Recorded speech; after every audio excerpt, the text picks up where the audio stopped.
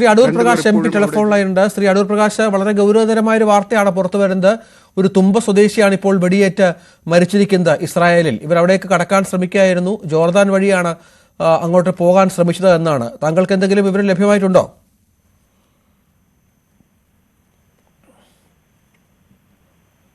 Sir കേൾക്കാമോ? Sir Shri Adoor Prakash M പിയിലേക്ക് വരാമെന്ന് കരുതുന്നു. നയതന്ത്ര തലത്തിലൊക്കെയുള്ള ഇടപെടൽ ഇതുമായി ബന്ധപ്പെട്ട് ഇനി ആരംഭിക്കാനിരിക്കുന്നതേ ഉള്ളൂ എന്നാണ് മനസ്സിലാകുന്നത്. വിവരങ്ങൾ പുറത്തു പറഞ്ഞു വരുന്നതേ ഉള്ളൂ. വെടിയേറ്റ മറ്റൊരാൾ തിരികെ നാട്ടിലെത്തിയിട്ടുണ്ട്. ഈ തിരിച്ചു വന്ന ആളുകൾ പലതും ഇതുമായി ബന്ധപ്പെട്ട് സംസാരിക്കാൻ പ്രയാസപ്പെടുന്ന പശ്ചാത്തലം കൂടിയുണ്ട്. ഏതായാലും നമുക്ക് ഇപ്പോൾ അല്പം മുമ്പാണ് വിനോദ് ഇതിലൊരാളുമായി സംസാരിച്ചത്. അയാളുടെ വാക്കുകളിലേക്ക്. തിരുവനന്തപുരത്ത് നിന്ന് തൊഴിൽ തേടി ഇസ്രയേലിലേക്ക് പോയ 4 പേർ അവിടെ അപകടത്തിൽപ്പെട്ടു. അവർക്ക് അവിടെ വലിയ ബുദ്ധിമുട്ടുണ്ടായി. ഇപ്പോൾ വരുന്ന ഒരു വാർത്ത അത്ര ആശ്വാസമല്ല, നമുക്ക് ആശങ്ക നൽകുന്നതാണ്. ഒരു അറിയിപ്പായി വരുന്നത് ഒരാൾക്ക് അവിടെ ജീവൻ നഷ്ടമായി എന്നൊരു വിവരം വരുന്നുണ്ട്.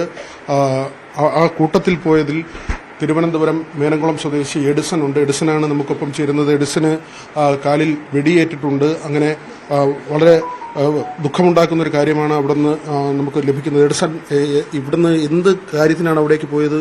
നമ്മൾ തൊഴിൽ തേടി പോയതാണ്. നമ്മളെവിടെ നിന്ന് കൊണ്ടുപോയതാണ്. തൊഴിൽ തേടി ഇങ്ങനെ കൂടെന്ന് പറഞ്ഞിട്ട് കൊണ്ടുപോയതാണ്. ആരൊക്കെയായിരുന്നു ഇവിടുന്ന് പോയത്? ആരൊക്കെയാണ്? നമ്മൾ ഇവിടെ നിന്ന് 4 പേരാണ് പോയത്. ഞാനും എൻ്റെ അളിയനും വേറെ 2 പേര്. എന്ത് ജോലിക്കായിരുന്നു? ജോലി അവിടെ ജോലി വാങ്ങിച്ചു പറഞ്ഞിട്ടാണ് കൊണ്ടുപോയത്. എന്ത് ജോലിയാണെന്നൊന്നും പറഞ്ഞില്ല. എന്ത് ജോലി ചെയ്യാനുള്ള ഇതിലാണ് നമ്മൾ പോയത്. ഏതെങ്കിലും ഏജൻസി വഴിയാണോ പോയത്? അതെനിക്കറിയില്ല. എന്നെ കൊണ്ടുപോയത് അളിയനാണ്. കൊണ്ടുപോയ ആളിനെ അറിയാം? കൊണ്ടുപോയ ആളിനെ അറിയാം. അല്ലെങ്കിൽ കാശ് അങ്ങനെ വിസയ്ക്ക് അങ്ങനെ എന്തെങ്കിലും പൈസ കൊടുത്തായിരുന്നു. കൊടുത്തായിരുന്നു? നമ്മൾ 2 ലക്ഷം രൂപ കൊടുത്തായിരുന്നു. എവിടെയാ നിങ്ങൾ ആദ്യം ഇവിടുന്ന് എവിടെ പോയി? നമ്മളിവിടെ നിന്ന് ജോർദാനിൽ പോയി. ജോർദാനിൽ നിന്ന് പിന്നെ ഇസ്രായേലിലേക്ക് പോവുമായിരുന്നു. അതെ, കയറ്റി വിടുകയായിരുന്നു. അങ്ങോട്ട് പോകാൻ അവിടെ അതിർത്തി മേഖലയാണല്ലോ. അപ്പൊ എനിക്ക് സാറേ ഇപ്പൊ ഞാൻ അതൊക്കെ പറയേണ്ട മാനസികാവസ്ഥയിലല്ല. നിങ്ങൾ പോകുമ്പോ എന്താ ഫയറിംഗ് ഉണ്ടായോ? വെടിവെപ്പ് ഉണ്ടായോ? അതൊന്നും എനിക്ക് പറയേണ്ട മാനസികാവസ്ഥയിലല്ല ഞാനിപ്പോ. 4 പേര് നിങ്ങൾ ഒരുമിച്ചുണ്ടായിരുന്നോ? അല്ല, പ്രത്യേകമാണ്. അദ്ദേഹത്തിന് ഇപ്പോൾ കൂടുതൽ സംസാരിക്കാൻ പറ്റുന്ന ഒരു അവസ്ഥയിലല്ല. ഇവിടെ ഒരു സഹോദരിയുണ്ട്. അവരുടെ ഭർത്താവിനെ കുറിച്ചുള്ള ഒരു വിവരമാണ് നേരത്തെ ഈ സൂചിപ്പിച്ചതുപോലെ വരുന്നത്. ആ കാര്യത്തിൽ കൂടുതൽ സ്ഥിരീകരണം ഉണ്ടാകേണ്ടതുണ്ട്. ഏതായിരുന്നാലും കേന്ദ്ര സർക്കാരിന്റെ ഭാഗത്തു നിന്നും സംസ്ഥാന സർക്കാരിന്റെ ഭാഗത്തു നിന്നും അടിയന്തരമായ നടപടികളാണ് ഈ കുടുംബം ആവശ്യപ്പെടുന്നത്. ഇപ്പോൾ ഈ വാർത്ത വന്നിട്ടേ ഉള്ളൂ. ഈ വാർത്ത കുടുംബം അറിഞ്ഞിട്ടേ ഉള്ളൂ. എഡിസൺ എപ്പോഴാണ് തിരികെ എത്തിയത് ഇവിടെ? ഞാൻ മിനിഞ്ഞാന്ന് എഡിസൺ തിരികെ എത്തി.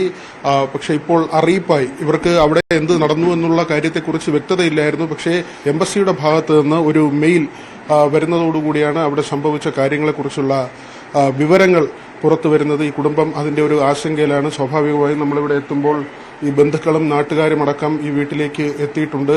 ഇവിടെ സർക്കാരിന്റെ വലിയ ഇടപെടൽ, അത് പ്രത്യേകിച്ച് ഇവിടെ നിന്നുള്ള എംപിമാർ അടക്കം ഇടപെടേണ്ട ഒരു വിഷയമാണ്. തിരുവനന്തപുരത്തിന്റെ എംപി ആകട്ടെ, അല്ലെങ്കിൽ സുരേഷ് ഗോപി ആകട്ടെ, കേന്ദ്രവുമായി അടുപ്പമുള്ള ആളുകൾ, അതോടൊപ്പം തന്നെ സംസ്ഥാന സർക്കാർ ഇക്കാര്യത്തിൽ ഒരു ശക്തമായ ഇടപെടൽ നടത്തണം. അവിടെ ജയിലിൽ ഉണ്ട് എന്നാണ് പറയുന്നത്. ഇവിടെ നിന്ന് പോയ ആളുകൾ, അവശേഷിക്കുന്നവർ ഇസ്രായേലിൽ ജയിലിൽ തുടരുകയാണ്. വളരെ ദുഃഖകരമായ ഒരു കാഴ്ച തന്നെയാണ് നമുക്ക് ഈ വീട്ടിൽ നിന്ന് റിപ്പോർട്ട് ചെയ്യാൻ കഴിയുന്നത്.